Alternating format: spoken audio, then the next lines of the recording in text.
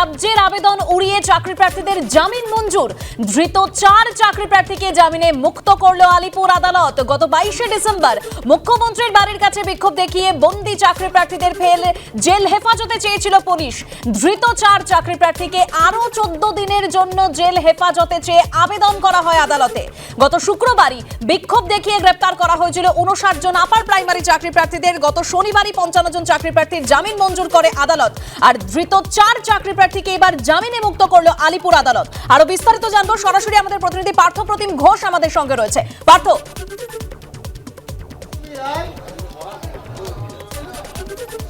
দেখো, এদিন 4 জনকে যাদেরকে জেলে পাঠানোর নির্দেশ দিয়েছিল গত শনিবার দিনকে আদালত, আলিপুর আদালত, সেই 4 জনকে আজকে আদালতে পেশ করার পরবর্তীকালে ফের তাদেরকে 14 দিনের জন্য জেল হেফাজতে পাঠানোর আবেদন জানানো হয় আদালতের কাছে।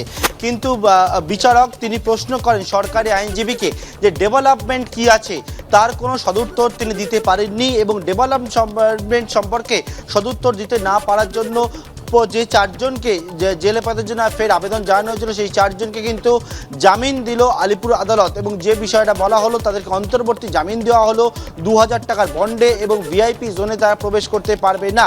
অন্যদিকে অভিযুক্তদের আইনজীবীরা যে বিষয়টা বলেন, যারা গিয়েছিল আন্দোলন করতে, তারা ন্যায্য দাবিতে আন্দোলন করতে গিয়েছিল, 2016-তে তারা পরীক্ষা দিয়েছিল, 2023 সাল হয়ে গেল, এখনো পর্যন্ত সেই নিয়োগটা হয়নি।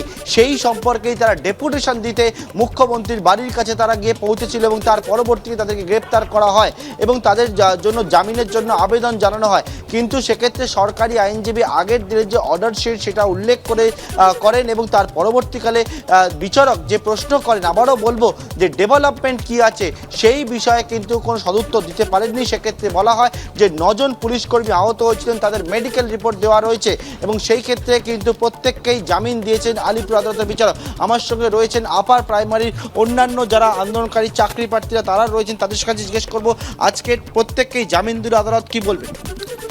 এটা আমাদের এক ধরনের জয় বলতে পারি। আমরা শান্তিপূর্ণভাবে সেদিন আন্দোলন করছিলাম। আমাদের উদ্দেশ্য ছিল যে মাননীয় মুখ্যমন্ত্রীর কাছে ডেপুটেশন দেওয়া, কারণ এর আগে আমরা বিভিন্ন জায়গায় ডেপুটেশন দেওয়ার চেষ্টা করেছি বা দিয়েছি, কিন্তু কোনো সদুত্তর পাইনি। একমাত্র মাননীয় মুখ্যমন্ত্রী পারতেন আমাদের সলিউশন করার জন্য। সেই দাবিতে আমাদের 55টা মেয়ে সেদিন আন্দোলনে গেছিল। আর কোনো রকম কিছু তারা পিসফুলি আন্দোলন করছিল, এটা আমাদের ফান্ডামেন্টাল রাইটস। তো সেখান থেকে পুলিশ জোর করে টানা হেঁচড়া করে আমাদের ক্যান্ডিডেটদের কিন্তু হ্যারাস করেছে। অনেক মেয়েরা আমাদেরও অনেক ইনজিওর্ড হয়েছে, অনেক। প্রথমেই বলি, আমরা কিন্তু শুধুমাত্র আপারে চাকরি প্রার্থী নয়, আমরা ইন্টারভিউ বঞ্চিত আপার চাকরি প্রার্থী, আপারের যোগ্য চাকরি প্রার্থী। কারণ আমরা কিন্তু সাদা খাতা বা টাকা দিয়ে চাকরির দাবি করতে আসিনি। আমরা পরীক্ষা দিয়েছিলাম স্বচ্ছভাবে এবং আমাদের যে টেট সার্টিফিকেট আছে সেটাও কিন্তু স্বচ্ছ। আপনারা জানেন যে গত 2 দিন বা 3 দিন আগে এসএসসি নিজে কোর্টে গিয়ে হলফনামা দিয়েছে যে সেখানে দুর্নীতি হয়েছে। এটা প্রমাণিত, কোর্টে তারা হলফনামা দিয়েছে। সরকার যে দুর্নীতি হয়েছে, এসএসসিতে দুর্নীতি হয়েছে, সেটা প্রমাণিত। সেক্ষেত্রে আমরা শুধুমাত্র মাননীয় মুখ্যমন্ত্রীর কাছে একটা দাবি জানাতে গেছিলাম, ডেপুটেশন দিতে গেছিলাম যে কেন আমাদেরকে আজকে আপডেট সিটে চাকরি দেওয়া হচ্ছে না, কেন তাদের গ্রেপ্তার করা হলো। এই রায়ে আমরা অত্যন্ত খুশি। এটা একসঙ্গে দুটো জিনিস প্রকাশ হলো। আমরা তো খুশি হলাম এই রায়ে, আর সরকার যে মিথ্যা কেস দিয়ে আমাদেরকে দমিয়ে দেওয়ার চেষ্টা করলো সেটা কিন্তু মিস্টার জাস্টিসও সওয়াল জবাব শুনে বুঝতে পারলেন এবং আমাদের যারা সহযোদ্ধা 4 জনকে বেল দিলেন। আরেকটা কথা বলতে চাই, এই শিক্ষামন্ত্রী যে বলেছেন যে গ্রেপ্তার করা হয়েছে, কিন্তু গুলি তো চালানো হয়নি। মানুষ যা ভাবে তার ভাষায় তা অভিব্যক্তি প্রকাশ করে, কিন্তু আর উনি যেটা বলেছেন যে গুলি তো চালানো হয়নি, ওনার কি পরবর্তী পদক্ষেপ আছে আমাদেরকে গুলি করে শেষ করে দেওয়া? যদি আমরা উনি খুশি হন তাহলে আমাদেরকে ডেট দিন, আমরা সকলে ওই গান্ধী মূর্তি পাদদেশে বুক পেতে দাঁড়িয়ে থাকবো। উনি বুলেট দিন, চাকরি যদি না দিতে পারেন আমাদের বুলেট দিন। আমরা দিকে দিকে যন্ত্রণা সহ্য করতে পারছি না। আপনি ডেট দিন কবে গুলি চালাবেন, আমরা সকলে এখানে বুক চিতিয়ে নাড়াবো। আপনার সঙ্গে কথা বলা প্রথম দিন থেকে আপনি যে বিষয় বলছেন, পেন নিয়ে আপনি দেখাচ্ছিলেন, আজকেও কি একই কথা? মহামান্য কোর্ট এই পেনের জয়টাকে দিয়েছেন, কারণ আমরা যে এই পেনের অধিকারের জন্য মাননীয় মুখ্যমন্ত্রীর দরজায় গিয়ে আমাদের মহিলা চাকরি প্রার্থীদের হাজির হয়েছিল এবং 4 জন যে পুরুষ প্রার্থীকে যারা গ্রেপ্তার করেছে সেটা অনৈতিকভাবে। চায়ের দোকান যদি 144 দ্বারা কোনোদিন হতে পারে না, যদি চায়ের দোকান যে 144 এবং সেজন্য আবারও জেল হেফাজতে, কারণ প্রমাণিত হয়ে গেছে তারা আন্দোলনরত ওখানে ছিলেন না, তারা চায়ের দোকানে ছিল। তথাপি তাদেরকে 14 দিনের জেল হেফাজতে আবেদন করেছে, এটা অনৈতিকভাবে। কিন্তু বিচারক সেটা শোনেননি। বিচারক আমাদের এই পেনের অধিকারটা বুঝতে পেরেছে, যে এই অধিকারের জন্য আমরা গিয়েছিলাম, এই জন্য আমরা আজকে খুশি।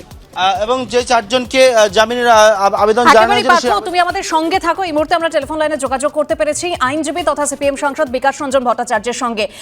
বিকাশ রঞ্জন বাবু, যে 4 চাকরি প্রার্থীর জন্য জেল হেফাজতের আবেদন করেছিল পুলিশ, এই আবেদন ধোপেই টিকলো না, জামিন মঞ্জুর করলো তাদের আলিপুর আদালত।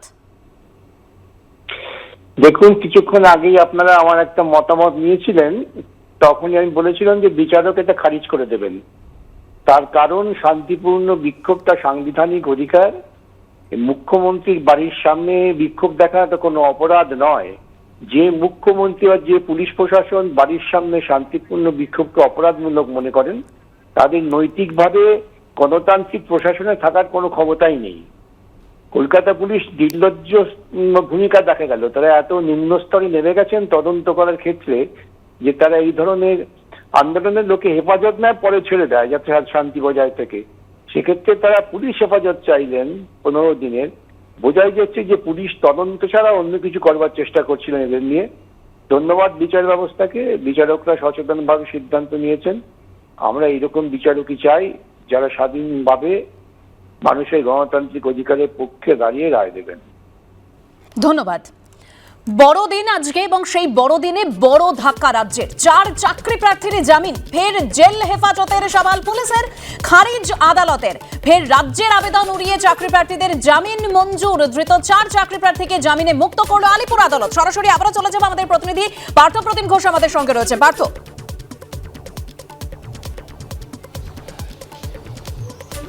দেখো এবং যে বিষয়টা তোমাকে আবারও বলবো সেটা হচ্ছে যে ফের তাদের যে জেল হেফাজতে পাঠানোর জন্য যে আবেদন জানানো হয়েছিল, সেক্ষেত্রে সেই সওয়াল জবাবের পরে বিচারক তিনি কিন্তু প্রশ্ন করেন যারা সরকারি আইনজীবীকে ডেভেলপমেন্ট কি আছে, সেই ডেভেলপমেন্ট সম্পর্কিত বিষয় সদুত্তর তিনি দিতে পারেননি।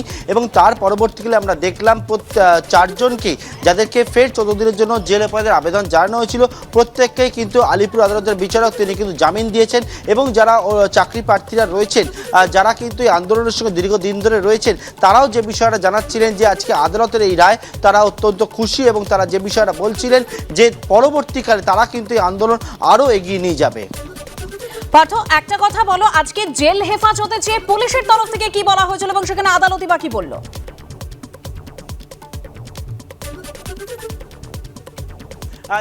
দেখো ফের জেল হেফাজতে রাখার জন্য যে আবেদন জানানো হয়, সেক্ষেত্রে যে বিষয়টা বলা হয়েছিল যে এই যে 4 জন চাকরি প্রার্থী যারা ছিল, তারা কিন্তু তাদের যে ভূমিকা সম্পর্কে বলা হয়, তারা জেড ক্যাটাগরি নিরাপত্তা যেখানে দেওয়া হয়, অর্থাৎ মুখ্যমন্ত্রীর বাড়ি যেখানে রয়েছে, সেখানে তারা যান আন্দোলন করার জন্য। এবং এর পরবর্তীকালে তাদেরকে ফের কাস্টাডি প্রেয়ার করা হয়। এবং যে বিষয়টা একেবারে সরকারি আইনজীবী জানায় যে এই 4 জনের ভূমিকা সম্পর্কে তারা কিন্তু ইতিমধ্যে আগের দিনকেও আদালতের কাছে জানিয়েছিলেন। এবং সেক্ষেত্রে এর আগের দিন তুমি যদি লক্ষ্য করো, সেক্ষেত্রে বলা হয়েছিল পুলিশের তরফ থেকে যারা গোটাটায় একটা পরিকল্পনা ছিল, সেই পরিকল্পনা সম্পর্কে জানতে হবে, এবং একটা ব্যানারের আন্ডারে থেকে এনারা কিন্তু এই অপরাধটা করছেন বলে সরকারি আইনজীবীর তরফ থেকে বলা হয়েছিল। এবং এর পরবর্তীকালে কিন্তু যারা অভিযুক্তদের আইনজীবীরা, তারা যে বিষয়টা বারবার করে বলতে থাকেন এই 4 জন সম্পর্কে, যে এই 4 জন কিন্তু কোনো রকমভাবে আন্দোলন করেনি। তাদের মধ্যে থেকে 2 জন সোশ্যাল মিডিয়ায় তারা লাইভ করছিল মোবাইল ফোন হাতে নিয়ে, এবং 2 জন চায়ের দোকানে বসেছিল। যখন এই গ্রেপ্তারিটা করা হয়েছিল, তখন এই 4 জন মেল ক্যান্ডিডেটকেও কিন্তু গ্রেপ্তার করা হয়। তার পরবর্তীকালে তাদের জন্য যে বিষয়টা বলা হয়, তো অভিযুক্তদের আইনজীবীদের তরফ থেকে, যে তারা কিন্তু ন্যায্য দাবিতে তারা গিয়েছিল। 2016 সাল থেকে 2023 সাল হয়ে গেল, এখনও পর্যন্ত তারা কিন্তু সেই চাকরি পাচ্ছে না।